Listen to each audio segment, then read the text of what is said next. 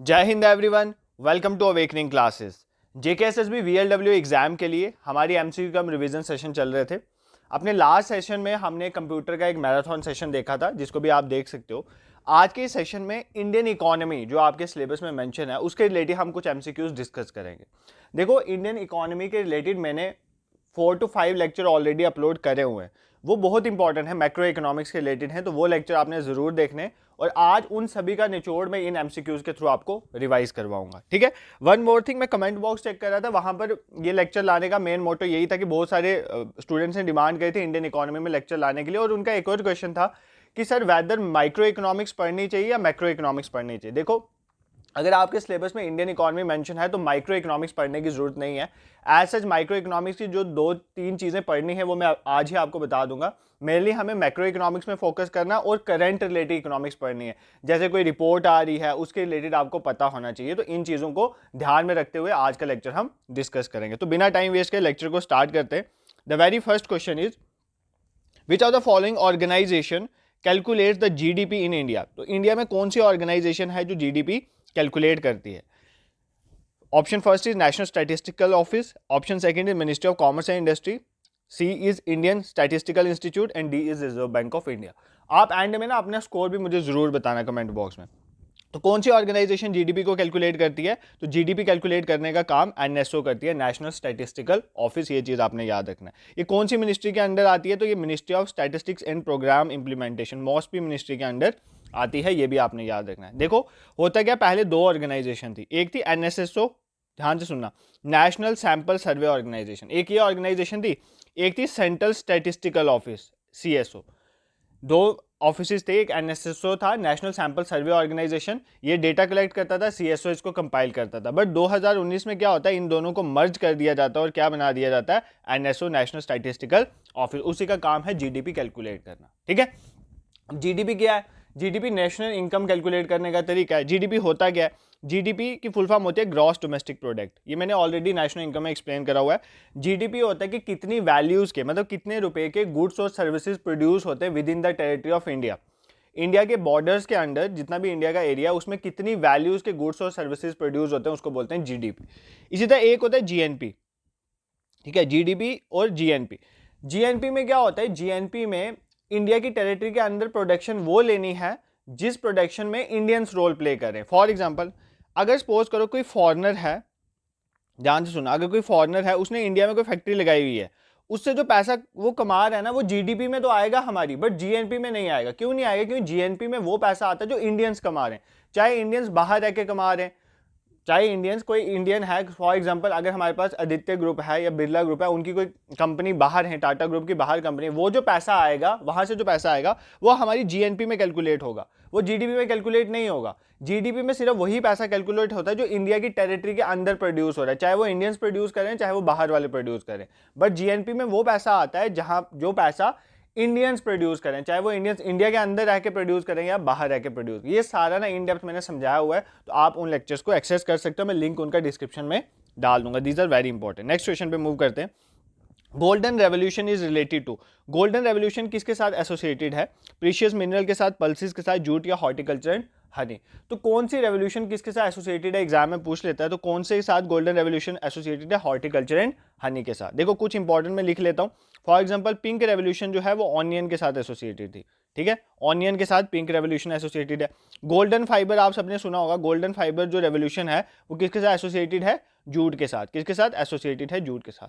चलो, golden fibre मैंने बता दिया, आप मुझे बताना कॉटन की कौन सी रेवोल्यूशन थी। कॉटन के लिए, कॉटन की प्रोडक्शन को बढ़ाने के लिए कौन सी रेवोल्यूशन थी, ये आपने मुझे बताना है, ठीक है। इसी तरह ग्रे रेवोल्यूशन फर्टिलाइजर के लिए थी, ठीक है। उसके बाद अगर हम रेड की बात करें, रेड रेवोल्यूशन इंपॉर्टेंट है, पूछ लेता है। ये टोमेटो और मीट के लिए जो रेवोल्यूशन थी, रेड रेवोल्यूशन थी। सिल्वर रेवोल्यूशन थी एग के लिए, सिल्वर रेवोल्यूशन किसके लिए थी? एग के लिए। पेट्रोलियम के लिए आपको बताइए ब्लैक रेवोल्यूशन होगी, और फिश प्रोडक्शन के लिए हमारी ब्लू रेवोल्यूशन थी। तो ये आपने कुछ याद रखना है, ठीक है। व्हाइट रेवोल्यूशन किसके लिए थी? व्हाइट रेवोल्यूशन मिल्क के लिए थे। इंपॉर्टेंट भी है क्योंकि वर्गीस क्यूरियन जो रिसेंट उनका हुआ था उसके रिलेटेड भी आपको पता होनी चाहिए, ठीक है। I hope this is clear to you. Next question पे मूव करते हैं। The concept of 5 year plans in the constitution of India is borrowed from. देखो, पहले क्या था, 1950 के टाइम में ना एक प्लानिंग कमीशन बनी थी। क्या बनी थी? प्लानिंग कमीशन, जो क्या डिफरेंट प्लान्स बनाती थी 5-5 साल के। वो एडवाइजरी बॉडी थी प्लानिंग कमीशन, ठीक है। अब जिसको रिप्लेस किसने कर दिया है, नीति आयोग ने, ठीक है। अब आपने नीति आयोग सुना होगा ना, ये नीति आयोग ने किसको रिप्लेस करा है, प्लानिंग कमीशन को। नीति आयोग की फुल फॉर्म है national institute for transforming India, ठीक है।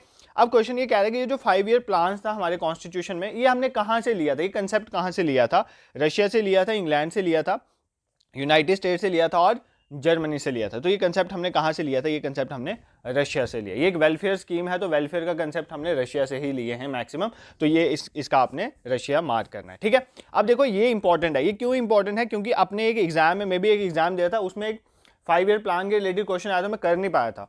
और बहुत सारे एग्जाम में मैंने देखा ये ट्रेंडिंग है कि इसके रिलेटेड क्वेश्चन पूछ ही लेते हैं कई बार, तो आप इसको इग्नोर नहीं कर सकते।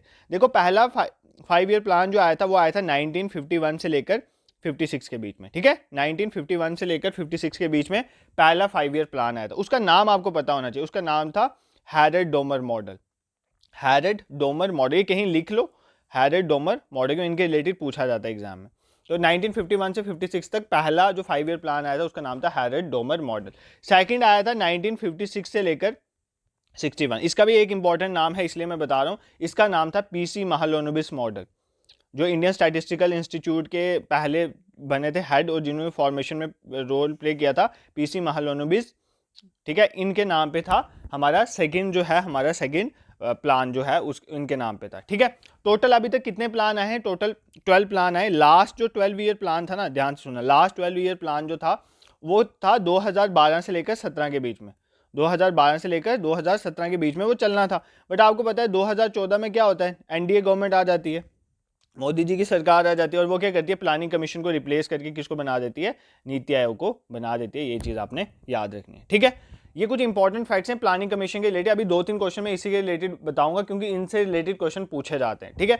और 3 बार ये प्लान में ब्रेक आया, ऐसे तो रेगुलरली चलता रहा 5-5 साल के इंटरवल पर, 3 बार इसमें ब्रेक आया। जैसे फॉर एग्जाम्पल 1966 से लेकर 69 के बीच में कोई प्लान नहीं आया, 1978 से लेकर 80 के बीच में कोई प्लान नहीं आया, और 1991 जब एलपीजी रिफॉर्म्स वो वाला फेज था, 92 वाला पीरियड, तब भी कोई प्लान नहीं आया था। ये चीज़ें आपने याद रखनी है, ठीक है। नेक्स्ट क्वेश्चन पे मूव करते हैं।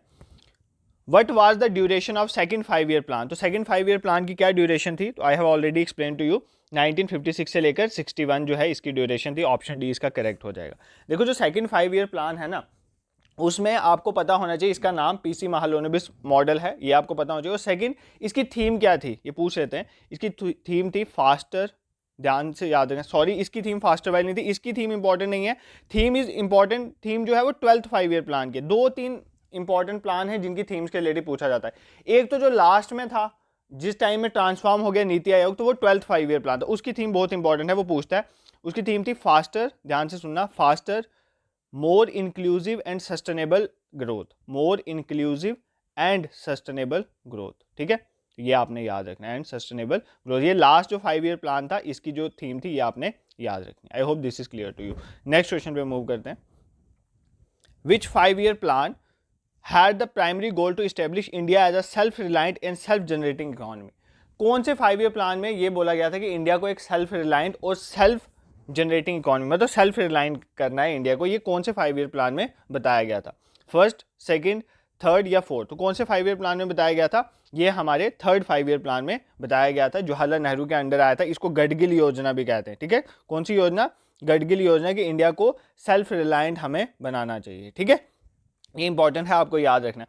और सबसे इंपॉर्टेंट जो पूछा जाता है एग्जाम में, 5th 5 ईयर प्लान के रिलेटेड बहुत पूछते हैं। वो कौन से टाइम में आया था? 1974 से 78। ये आपको पता है इंदिरा गांधी का टाइम था। और इस प्लान में जो इसकी मेन मोटो था या थीम था वो था गरीबी हटाओ। तो जहाँ पर भी गरीबी हटाओ रिलेटेड 5 ईयर प्लान आएगा तो आपने 5th 5 ईयर प्लान को ही मार्क करना है। इसी तरह एक और 9th है, वो भी इंपॉर्टेंट है, वो देख लो। 9th 5 ईयर प्लान जो है वो 1997 से लेकर 2002 तक चला था। उसमें यह था कि उसमें बोला गया था कि सोशल जस्टिस और इक्विटी पे हमें मेन एम्फेसाइज करना चाहिए, मतलब सोशल जस्टिस सबको मिलनी चाहिए और इक्विटी, इक्वल डिस्ट्रीब्यूशन होनी चाहिए चीज़ों की। तो सोशल जस्टिस एंड इक्विटी पे इसने इंपॉर्टेंट एम्फेसाइज करा था। ये चीज़ें आपने याद रखनी है, ठीक है। सिंपल है। कुछ इंपॉर्टेंट 5 ईयर प्लान हैं, कब स्टार्ट हुआ, 5 ईयर प्लान को किसने रिप्लेस करा है? नीति आयोग ने। और कुछ इंपॉर्टेंट 5 ईयर प्लान की थीम आपको पता होनी चाहिए। तो ये गरीबी हटाओ वाला आप जरूर याद कर लेना, ठीक है। 5th 5 ईयर प्लान था ये। नेक्स्ट क्वेश्चन पे मूव करते हैं, टैक्स रिलेटेड है। The tax imposed on import and export of commodities known as. जब हम किसी चीज़ का इंपोर्ट एक्सपोर्ट करते हैं फॉरेन में, उस पर जो टैक्स लगता है उस टैक्स का क्या नाम है? Custom duty, excise duty, value added tax और गुड्स एंड सर्विसेज टैक्स। तो जब इंपोर्ट और एक्सपोर्ट किया जाता है तो उस केस में लगती हैं हमारी कस्टम ड्यूटीज। क्या लगती हैं? Custom duties. एक्साइज ड्यूटीज पता क्या होती है? एक्साइज ड्यूटी एक तरह का इनडायरेक्ट टैक्स है जब सेल होती है ना गुड की, मतलब जो गुड की मैन्युफैक्चरिंग होती है, मैन्युफैक्चरिंग के केस पे जो टैक्स लगता है दैट इज नोन है excise duty. Value added tax क्या होता था? वैल्यू एडेड टैक्स होता है फॉर एग्जांपल आपने एक प्रोडक्ट बनाया, उस प्रोडक्ट को यूज करके आपने नया प्रोडक्ट बनाया, ठीक है, ये जो आपने इसमें वैल्यू एडिशन हुई ना, इस प्रोडक्ट से इस प्रोडक्ट में जाने में जो कॉस्ट बढ़ी, उस पर जो टैक्स लगता है दैट इज नोन है वैल्यू एडेड टैक्स। ये सब इनडायरेक्ट टैक्स है। इन इनडायरेक्ट टैक्स को खत्म करके आपको पता है कौन सा टैक्स लगता है? सभी इनडायरेक्ट टैक्स की जगह जीएसटी लगता है, गुड्स एंड सर्विसेज टैक्स। इसके रिलेटेड एग्जाम में क्वेश्चन आने के चांसेस होते हैं। इसके रिलेटेड मैंने फुल फ्लेज लेक्चर भी लाया, वो आप देख सकते हो। इन शॉर्ट में बता देता हूँ, जो जीएसटी है, सबसे पहले आपको पता होना चाहिए जीएसटी डे कौन सा, कब मनाया जाता है। जीएसटी डे होता है 1 जुलाई को। क्यों 1 जुलाई को ये इन्फोर्स में आया था? 1 जुलाई 2017 में जीएसटी इन्फोर्स में। ये एक इनडायरेक्ट टैक्स है जो मर्ज करता है बाकी इनडायरेक्ट टैक्स को, ये आपको पता होना चाहिए, ठीक है। कौन सी कमेटी ने रिकमेंड करा था जीएसटी होनी चाहिए? तो कालेकर कमेटी ने। कौन सी? कालेकर कमेटी में। इंडिया में जो जीएसटी है वो कौन से मॉडल पे चलता है? वो डुअल मॉडल में चलता है, मतलब सेंटर का जीएसटी अलग, स्टेट जीएसटी अलग। एक होता है इंटीग्रेटेड जीएसटी जो दोनों स्टेट्स में अगर प्रोडक्ट जा रहा है तो उस केस में लगता है, ठीक है। कालेकर कमेटी की रिकमेंडेशन में हुआ था, ये चीज़ आपने याद रखनी है। और जब जीएसटी आया था वो बोला गया था एक जीएसटी काउंसिल बनाई जाएगी। क्या बनाई जाएगी? GST council. कौन से आर्टिकल के तहत जीएसटी काउंसिल बनती है? Article 279A। कौन से आर्टिकल के तहत? Article 279A। कौन बनाएगा? प्रेसिडेंट बनाएगा। कौन बनाएगा? प्रेसिडेंट बनाएगा। इसका क्वोरम क्या होगा? क्वोरम होता है नंबर ऑफ मेंबर्स प्रेजेंट, ताकि वो प्रोसीजर स्टार्ट हो तो 50 मेंबर क्वोरम होना चाहिए, 50% का क्वोरम होना चाहिए। और कितनी मेजोरिटी चाहिए डिसीजन लेने के लिए? 3/4 मेजोरिटी, ठीक है। ये अभी मैंने इन शॉर्ट बताया, जिन्होंने वो लेक्चर देखे हैं उनको तो जल्दी समझ आ गया होगा, जिन्होंने नहीं देखे तो वो देख लेना। शॉर्ट लेक्चर्स हैं, एमसीक्यूज के थ्रू ही वहां पर भी कवर किया हुआ है। तो जीएसटी डे एक डेस्टिनेशन बेस्ड टैक्स है, ये भी आप याद रख सकते हो। ये एक डेस्टिनेशन बेस्ड टैक्स है। डेस्टिनेशन बेस्ड टैक्स मतलब जहां पर प्रोडक्ट बिक रहा है, जिस स्टेट में जाकर बिकेगा वो टैक्स लगाएगी, वो टैक्स कलेक्ट करेगी, उसका टैक्स रेवेन्यू होगा, ठीक है। तो डेस्टिनेशन बेस्ड टैक्स है। तो जीएसटी 1 जुलाई को मनाया जाता है जीएसटी डे। कालेकर कमेटी ने रिकमेंड करा था। जीएसटी काउंसिल की फॉर्मेशन प्रेसिडेंट करेंगे 279A के तहत। 3/4 मेजोरिटी चाहिए फॉर डिसीजन मेकिंग के लिए। I hope this question is clear to you, ठीक है। नेक्स्ट क्वेश्चन पे मूव करते हैं। In which city is the head office of the IRDAI situated? Insurance regulatory and development authority of India, मतलब जिसका काम है इंश्योरेंस बॉडीज को रेगुलेट करना, उसका हेडक्वार्टर कहाँ पर सिचुएटेड है, हमें ये बताना है। शिमला में, कोलकाता में, चंडीगढ़ में और हैदराबाद में। तो कहाँ पर लोकेटेड है? हैदराबाद में लोकेटेड है, ये चीज़ आपने याद रखनी। और कौन सी कमेटी की रिकमेंडेशन पे ये बनाया गया था? IRDA मल्होत्रा कमेटी की। कौन सी कमेटी की रिकमेंडेशन पे था? मल्होत्रा कमेटी की रिकमेंडेशन पे, ये चीज़ आपने याद रखनी है, ठीक है। मल्होत्रा कमेटी की रिकमेंडेशन में। पहले ये ऑटोनॉमस बॉडी है, पहली तो बात ऑटोनॉमस बॉडी है। और ये इसको स्टैट्यूटरी स्टेटस मिला था 2000 में। स्टैट्यूटरी स्टेटस मतलब इसको लॉ के थ्रू लाया गया था। स्टैट्यूटरी स्टेटस इसको बोला जाता है जब एक लॉ जो है पार्लियामेंट से पास करवा के बनाया जाता है। तो स्टैट्यूटरी बॉडी बनाया गया है 2000 में। इतना याद नहीं रखना है आपने, सिर्फ इसका हेडक्वार्टर कहाँ पर है, कौन सी कमेटी की रिकमेंडेशन में। फॉर एग्जाम्पल जैसे नाबार्ड है, उसके लिए पूछा जाता है कि नाबार्ड जो है वो कौन सी कमेटी की रिकमेंडेशन में बनाया गया था? बी सिवारामन कमेटी की रिकमेंडेशन में बनाया गया। तो ये कुछ रिकमेंडेशन कमेटी रिपोर्ट्स, इनके रिलेटेड क्वेश्चन, जब इंडियन इकोनॉमी मेंशन है तो इनके रिलेटेड क्वेश्चन पूछने के चांसेस बढ़ जाते हैं, ठीक है। नेक्स्ट क्वेश्चन पे मूव करते हैं। Macro economics. मैक्रो इकोनॉमिक्स को हम किस नाम से और बुलाते हैं? Theory of money, theory of national income, theory of income और थ्योरी ऑफ इन्फ्लेशन। तो जो मैक्रो इकोनॉमिक्स होती है ना, उसको बोलते हैं थ्योरी ऑफ इनकम। ये आपने याद है। क्या बोलते हैं मैक्रो इकोनॉमिक्स को? Theory of income. ये आपने इसको इनकम थ्योरी भी कहते हैं, एग्जाम में पूछ सकता है। देखो मैक्रो इकोनॉमिक्स और माइक्रो के रिलेटेड क्या पूछा जा सकता है? माइक्रो इकोनॉमिक्स को बोलते हैं प्राइस थ्योरी। क्या बोलते हैं? Price theory. ये आपको सबसे पहले आना चाहिए। प्राइस थ्योरी माइक्रो को बोलते हैं और इनकम थ्योरी किसको बोलते हैं? मैक्रो इकोनॉमिक्स को बोलते हैं। ये चीज़ आपने सबसे पहले याद रखनी है। अब और क्या पूछ सकता है? Father of economics. इकोनॉमिक्स के फादर कौन है? Adam Smith. कौन है? एडम स्मिथ है father of economics. Theory of wealth जिन्होंने लिखी हुई है, Adam Smith father of economics में और फादर ऑफ माइक्रो इकोनॉमिक्स भी है। Father of economics, father of micro economics, दोनों किसको बोला जाता है? एडम स्मिथ को बोला जाता है। ये चीज़ आपने याद रखनी, ठीक है। मैक्रो इकोनॉमिक्स से फादर किसे बोला जाता है? मैक्रो इकोनॉमिक्स से फादर बोला जाता है जॉन मेनार्ड केनिस को। जॉन मेनार्ड केनिस को मैक्रो इकोनॉमिक्स का फादर बोला जाता है। इवन जो मिक्स्ड इकोनॉमी टर्म है ना, वो भी इन्होंने दी थी। मिक्स्ड इंडिया, मिक्स्ड इकोनॉमी आपको पता है, मिक्स्ड इकोनॉमी टर्म भी किसने दी थी? JM कैनिस ने दी थी, ये चीज़ आपको पता होनी चाहिए, ठीक है। और इंपॉर्टेंट क्या पूछ सकता है कि ये जो माइक्रो और मैक्रो है ये टर्म किसने दी है, माइक्रो और मैक्रो ये टर्म किसने दी है इकोनॉमिक्स में, तो रेगनर फ्रिश ने दी है। किसने दी है, रेगनर फ्रिश ने दी है। ये चीज़ें आपने याद रखनी है, ठीक है। एज सच माइक्रो इकोनॉमिक्स से इतने क्वेश्चन पूछने के चांसेस नहीं हैं। अब मैक्रो पढ़ लो और कुछ करंट जो है इकोनॉमी के वो पढ़ लो, इंडियन इकोनॉमी का स्टेटस देख लो, पीपीपी टर्म में कहाँ पर है, वहाँ पर मतलब कहाँ कहाँ पे स्टेटस है, वर्ल्ड पे हमारा कौन सा रैंक आता है, तो ये सब चीज़ें आपने देखनी है economy related, these are very important, ठीक है। नेक्स्ट क्वेश्चन पे मूव करते हैं। What is the full form of MG NREGA. I hope ये क्वेश्चन सबको आता होगा। एमजी नरेगा की फुल फॉर्म क्या है, और आपके सिलेबस में भी ये मेंशन है ना कुछ सेंट्रली स्पॉन्सर स्कीम है, उसके लिए लेक्चर में कल ले आऊँगा, ठीक है। चाहे वो स्वच्छ भारत मिशन होगा, एक और दो टॉपिक हैं, कल उनके रिलेटेड कंटेंट में प्रिपेयर कर रहा हूँ, उनके रिलेटेड लेक्चर आपको मैं ज़रूर दूंगा। उसमें हम कंसेप्चुअल पोर्शन भी देखेंगे और एमसीक्यूज भी देखेंगे, क्योंकि बहुत ज़्यादा डिमांड आ रही है उस लेक्चर के लिए, ठीक है। एमजी नरेगा की फुल फॉर्म क्या है, Maharani Gangubai national reconstruction employment guarantee act, Mahadevi Gunavati national rural employment guarantee act, या Mahatma Gandhi national rural employment act guarantee act. तो यही इसका आंसर है, ऑप्शन सी करेक्ट हो जाएगा। एमजी नरेगा की फुल फॉर्म होती है Mahatma Gandhi national rural employment act. तो ये चीज़ आपको पता होनी चाहिए, ठीक है। इसमें क्या है, ये बेसिकली किसको रिप्रेजेंट करता है, राइट टू वर्क को रिप्रेजेंट करता है। मतलब हर एक पर्सन को रूरल एरिया के 100 दिन का काम दिया जाएगा, ठीक है, 100 दिन का काम दिया जाएगा, यही एमजी नरेगा एक्ट में बोला गया है, ठीक है। बाकी तो हम जब लेक्चर लाएंगे उसमें इस क्वेश्चन को कवर कर ही लेंगे, ठीक है। नेक्स्ट क्वेश्चन पे मूव करते हैं। The primary purpose of RBI policy monetary policy is to maintain. RBI का मेन काम क्या है, ठीक है, आरबीआई का मेन काम क्या है, आरबीआई की मॉनेटरी पॉलिसी जो है उसका मेन काम क्या है वो हमें बताना है।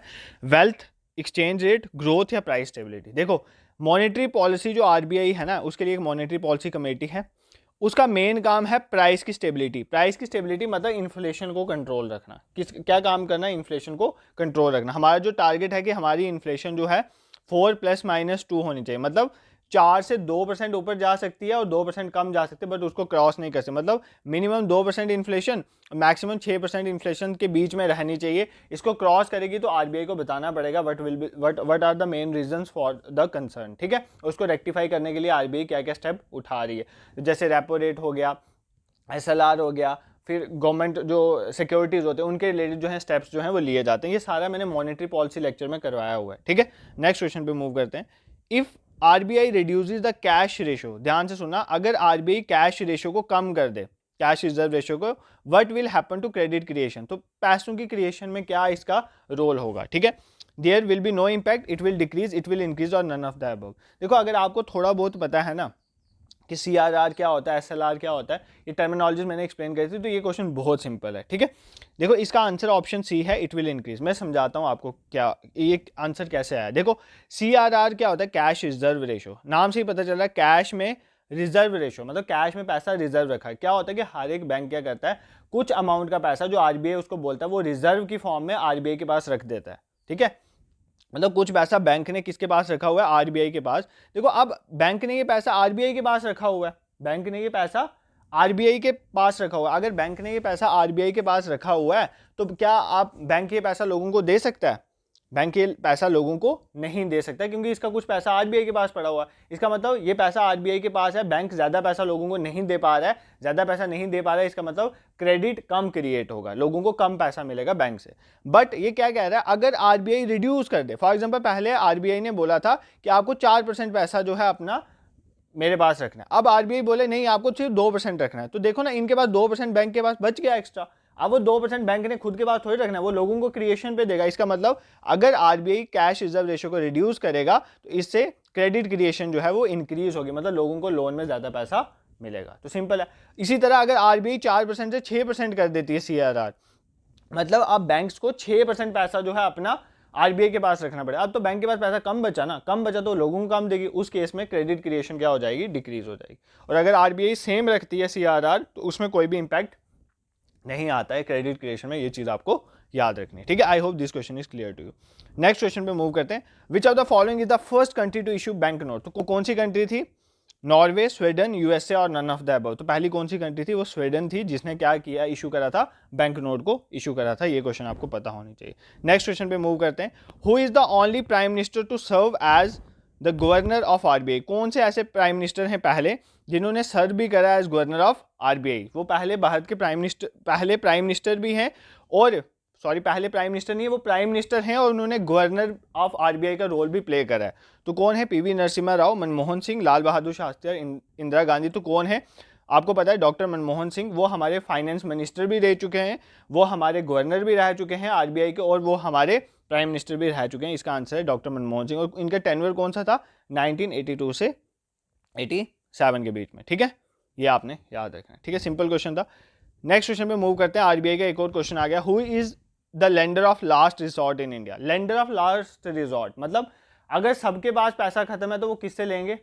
किससे लेंगे? एसबीआई से लेंगे, आरबीआई के पास, नाबार्ड के साथ, या सेबी से। तो कहाँ से लेंगे? आरबीआई से। देखो क्या होता है कि हमें पैसा चाहिए, हम जाते हैं बैंक के पास। अगर बैंक को पैसा चाहिए उधार के लिए, वो एक दूसरे से तो ले ही सकते हैं, बट अगर सबसे ज़्यादा उनको जरूरत पड़ेगी और लास्ट रिजॉर्ट, जब उनके पास कहीं से पैसा नहीं मिला, वो कहाँ से ले सकते हैं? आरबीआई से ले सकते हैं पैसा। तो आरबीआई डिफरेंट रेट्स पे पैसा देता है बैंक को।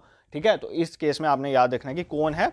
आरबीआई ही है। तो सिंपल इसका आंसर हो जाएगा। ठीक है, नेक्स्ट क्वेश्चन पे मूव करते हैं। The legal provision governing the management of foreign exchange reserve are laid down in the RBI act.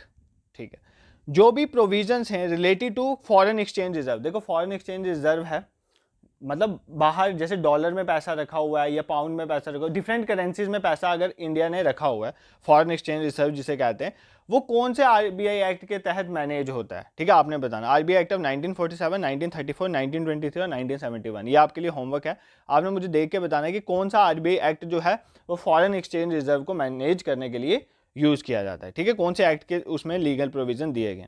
आप कुछ रिपोर्ट देख लेते हैं इंपॉर्टेंट। और मैं आपको एक चीज़ बताऊँ, रिपोर्ट आपने गूगल में सर्च करके और भी देखनी है। जो रीसेंट इकोनॉमी रिलेटेड रिपोर्ट्स आएंगे ना, वो ज़रूर देख के जाना। आपके करंट अफेयर्स का भी पार्ट बनेंगी, वो इंडियन इकोनॉमी का भी पार्ट बनेगी। और 3 चीज़ें आपने रिपोर्ट में देखनी होती है। सबसे पहली बात, कौन रिलीज़ करता है? ठीक है, कौन रिलीज़ करता है, उसमें टॉप किसने करा है? ठीक है, अगर कोई इंपॉर्टेंट कंट्री, और इंडिया का रैंक क्या है, ये 3 चीज़ें आपने देखनी होती हैं। ठीक है, नेक्स्ट क्वेश्चन ये है, which organisation has released world energy employment 2023 report? तो वर्ल्ड एनर्जी एम्प्लॉयमेंट 2023 जो रिपोर्ट है, ये किसने रिलीज करी है? International energy agency, bureau of energy efficiency, PGCIL और ministry of new and renewable energy. तो किसने निकाली है वर्ल्ड एनर्जी एम्प्लॉयमेंट रिपोर्ट? तो इंटरनेशनल एनर्जी एजेंसी ने निकाली है। ये चीज़ आपने याद रखनी है। ठीक है, नेक्स्ट क्वेश्चन पे मूव करते हैं। इंपॉर्टेंट क्वेश्चन है ये, question number 17। Home minister Amit Shah release the first district good governance index for which state UT in January 2022। ठीक है, अमित शाह जी ने first of the kind district good governance index निकाला था। ठीक है, कौन सी यूटी या स्टेट में निकाला है? जनवरी 2022 में। लद्दाख में, पंजाब में, जम्मू कश्मीर में या चंडीगढ़? पहली बात तो ये फर्स्ट टाइम है तो इंपॉर्टेंट हो जाता है, और किस यूटी स्टेट में है वो भी इंपॉर्टेंट हो जाता है। क्यों? क्योंकि ये जम्मू कश्मीर का के लिए ही उन्होंने निकाला है। तो ये बहुत इंपॉर्टेंट क्वेश्चन है, इसको आप इग्नोर नहीं कर सकते। किसने निकाला था? एक डिपार्टमेंट होता है, department of administrative reform and grievances. ये डिपार्टमेंट है, इसने जेके गवर्नमेंट के साथ मिलकर, जम्मू कश्मीर गवर्नमेंट के साथ मिलकर जो है ये निकाला था, इंडेक्स रिलीज करा था। इस इंडेक्स में टॉप किसने करा है? टॉप करा है जम्मू में, जम्मू ने टॉप करा है डिस्ट्रिक्ट गुड गवर्नेंस इंडेक्स में, और सबसे लास्ट में था राजौरी। ठीक है, ये आपने याद रखना है कुछ फैक्ट। नेक्स्ट क्वेश्चन पे मूव करते हैं। Which country top the EIU democracy index that was released on 10 फरवरी 2022? 10 फरवरी 2022 में एक इंडेक्स निकाला जाए, date is not very important. 2022 का इंडेक्स है, EIU ने निकाला। देखो 2022 के इंडेक्स भी इंपॉर्टेंट है। अगर आपने पीछे JKSSB के पेपर देखे, वो कुछ भी पूछ लेते हैं करंट अफेयर, वो बोलते करंट अफेयर है बट 2 साल पुराना भी पूछ लेते हैं। तो ज़्यादा करंट अफेयर्स पे भी अपना दिमाग नहीं चलाना है, बट करंट अफेयर्स इस तरह से पढ़ना है जैसे कुछ इंडेक्सेस हैं 1-2 साल पुराने, तो वो जरूर देख लेना। कौन सी कंट्री ने EIU डेमोक्रेसी इंडेक्स में टॉप करा है? आपने ये बताया। EIU क्या है? Economics intelligence unit. ठीक है, इकोनॉमिक्स इंटेलिजेंस यूनिट वाला जो डेमोक्रेसी इंडेक्स है, उसमें किस कंट्री ने टॉप करा है? स्वीडन ने, फिनलैंड ने, जर्मनी ने या नॉर्वे ने? ये सारे कंफ्यूजिंग हो गए, स्कैंडिनेवियन कंट्रीज हमेशा टॉप में ही रहते हैं, तो इसका आंसर है नॉर्वे। EIU के डेमोक्रेसी इंडेक्स में टॉप किसने करा था? नॉर्वे ने करा था। और इंडिया का रैंक क्या था? इंडिया का रैंक यहाँ पर 46 था। इंडिया का रैंक 46 था आउट ऑफ 165 कंट्री। तो देखो डेमोक्रेसी इंडेक्स में इंडिया का रैंक काफ़ी कम है। ठीक है, नेक्स्ट क्वेश्चन पे मूव करते हैं। And question number 19 is what is India's position in Henle passport index 2022? 2022 का पूछा है। 2022 का जो हैनले पासपोर्ट इंडेक्स है, उसमें इंडिया का रैंक कितना है? ठीक है, 92nd 84th, 90 या 87। तो कौन सा रैंक था इंडिया का हेनले पासपोर्ट इंडेक्स 2022 में? 87 रैंक था इंडिया का, आपने याद रखना है। टॉप करा था इसमें जापान और सिंगापुर ने, ठीक है, जापान और सिंगापुर ने। जापान तो करता ही है हमेशा, टॉप ऑलमोस्ट टॉप पे ही होता है, तो सिंगापुर भी इस बार जापान के साथ था, ये आपने याद रखना है। नेक्स्ट क्वेश्चन पे मूव करते हैं, और ये क्वेश्चन बहुत बार पूछा भी जाता है। इंडिया की स्टेट ऑफ फॉरेस्ट रिपोर्ट आती है 2021 की, इंडिया की स्टेट ऑफ फॉरेस्ट रिपोर्ट 2020, कौन सी स्टेट का लार्जेस्ट फॉरेस्ट कवर है? कौन सी स्टेट का लार्जेस्ट फॉरेस्ट कवर है according to India state of forest report 2021? तो आपने बताया, ये कौन निकालता है पहले ये देख लो। मिनिस्ट्री जो है ना हमारी, ministry of environment forest and climate change, environment forest and climate change, ये मिनिस्ट्री निकालती है। इसे निकालती है India state of forest report 2021। और इसमें सबसे ज़्यादा एरिया किसका है? वेस्ट बंगाल, मध्य प्रदेश, कर्नाटक या मिजोरम? तो किसका है? मध्य प्रदेश का। ये चीज़ आपने याद रखना है, ठीक है। इंडिया का जो टोटल जोग्राफिकल एरिया है ना, इस रिपोर्ट के अकॉर्डिंग उसका 24.62% क्या है? फॉरेस्ट है, ठीक है। इंडिया का जो टोटल ज्योग्राफिकल एरिया है उसका 24.62% क्या है? फॉरेस्ट क्या है? इस रिपोर्ट में ये चीज़ बताई गई है, ये भी फैक्ट आपको याद रखना है, ठीक है। And the last question for today is, what is the rank of India in world press freedom index 2022? World press freedom index जो 2022 है उसमें इंडिया का रैंक कितना था? आपने बताया 148 रैंक है, 150th रैंक है, 152 रैंक है या 154 रैंक है? तो कौन सा रैंक है? 150th रैंक है इंडिया का प्रेस फ्रीडम इंडेक्स 2022 में, ठीक है। आपने ये चीज़ याद रखनी है। अब देखो 2023 में भी इसका आ गया हुआ है, 2023 में इंडिया का रैंक 161 है, ठीक है, और ख़राब हो गया रैंक। और इसके इंपॉर्टेंट चीज़ें यही हैं। देखो इंपॉर्टेंट आपने ना इंडेक्सेस देखने हैं। फॉर एग्जांपल ये सारे इंडेक्सेस यहाँ पर कवर नहीं है, अभी बहुत सारे इंडेक्सेस और बढ़ते हैं। मैं देखूंगा अगर मेरे को टाइम मिला तो मैं इंडेक्सेस पे भी एक लेक्चर लाऊंगा, मतलब अगर सपोज करो बाकी अगर सिलेबस कंप्लीट हो जाता है। बट आप करंट अफेयर्स के लिए इसको इग्नोर मत करना, इसको ज़रूर देख के जाना है। इंडेक्सेस और रिपोर्ट्स जो हैं इनके रिलेटेड पूछा जाता है एग्जाम में। और नेक्स्ट इंपॉर्टेंट थिंग इज़, हमारी ऑफिशियल वेबसाइट है जिसका लिंक मैं कमेंट बॉक्स में डाल दूंगा, डिस्क्रिप्शन में डाल दूंगा सारी, वहाँ पर आपने जाना है और वहाँ पर जाके वेबसाइट में जाना है। वेबसाइट क्या है? awakeningclasses.in। मैं लिख भी देता हूँ awakeningclasses.in, कोई स्पेस नहीं है इसमें, awakeningclasses.in। यहाँ पर जाना है, यहाँ पर आपके लिए एक फ्री मॉक टेस्ट जो है मैंने डाला हुआ। अगर किसी को इनरोल करने में समझ नहीं आ रहा है, 1-2 दिन पहले मैंने 4 मिनट की वीडियो डाली है, उसको देख लेना, आपको पता चल जाएगा कैसे इनरोल करना है। इस फ्री मॉक टेस्ट का फ़ायदा उठाओ। Second thing is that PDF और जो कुछ भी अनाउंसमेंट होती है, किस टाइम लेक्चर आएगा क्या वगैरह, ये सब हम अपने टेलीग्राम ग्रुप में करते हैं, जिसका लिंक डिस्क्रिप्शन में है, उसको आप वहां पर ज्वाइन कर सकते हो। Next important thing is that आप प्लेलिस्ट में जाएं। JKSSB VLW के लिए बहुत ज़्यादा कंटेंट हमने डाला हुआ है, उस कंटेंट को देखें। MCQ रिवीजन सेशन, अब आपका टाइम ही है रिवाइज करने का चीज़ों को with the help of MCQs और मॉक वगैरह लगा के अपनी प्रिपरेशन को बूस्ट करने का। तो अपने जो मटेरियल है उसको भी रिवाइज करो, कुछ MCQs लगाओ, इसी तरह से प्रिपरेशन होती है, तो आप उसको एक्सेस कर सकते हो। और अगर आपको हमारे चैनल का कंटेंट पसंद आ रहा है तो इसको ज़रूर सब्सक्राइब करो और अपने रिव्यूज़ भी दिया करो। जिन बच्चों ने मॉक दिया है ऑलरेडी हमारे चैनल पे, वो कमेंट बॉक्स में रिव्यू बताओ कि आपको और मॉक चाहिए, आपको मॉक कैसे लगे, इन द सेंस इस तरह से आप रिव्यू जो है अपने कमेंट बॉक्स में ज़रूर दिया करो। हम आपके रिव्यूज़ के अकॉर्डिंग ही वीडियो लाते हैं। बहुत सारे बच्चों का कमेंट्स थे कि इंडियन इकॉनमी पे एक MCQ सेशन होना चाहिए और मैक्रो में क्या पढ़ना है, दिस दैट, तो हमने लाया। एक और मैंने एक्सेस करा है कि बच्चों का सेंट्रली स्पॉन्सर्ड स्कीम के रिलेटेड है कि लेक्चर लाने का, तो उसके लिए भी बहुत जल्दी आएंगे। कंप्यूटर के लिए बोला था तो वो भी हमने स्टार्ट कर दिया। धीरे धीरे आपके कमेंट्स के रिलेटेड ही हम वीडियोज़ बनाते रहेंगे। This is it for today. Thank you so much for watching.